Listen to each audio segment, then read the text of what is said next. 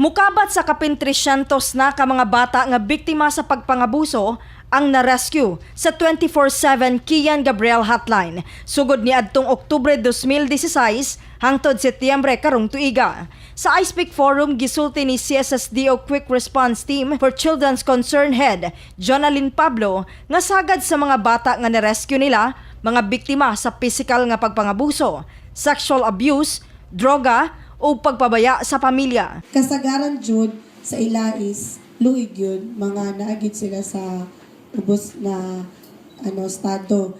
And then kasagaran pod is na ay involved sa kanang marital conflict and na ay kanang broken family gyud kasagaran ang ato ang mga bata na ma-rescue.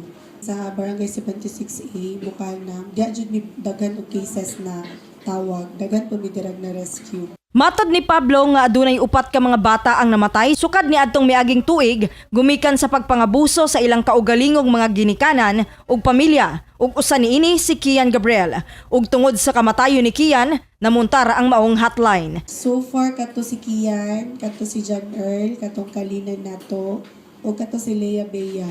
Kana silang si Kian mamagina na create ni Kian Gabriel. Kato si John Earl is natawag to siya sa Kian Gabriel. Kuana na siya sa ospital. Patay na siya. Kato si Lea Bea katong sa SM, missing lang sa ato ba. Pagkabalo na mo sa news, positive, pagtanong na mo sa missing, mo gitong giduol. So nakontak ko dahil na moong lola. So, going ang kaso niya karon naga-coordinate pod mi sa lawyer. Gipakusgan sa Kian Gabriel Hotline ng ilang kampanya sa tumong nga malikayana ang dugang mga insidente sa kalapasan sa katungod sa mga kabataan. Kasama mo sa balita kini si Radyoman Amy Ginita, Tatak RMN. Tatak RMN.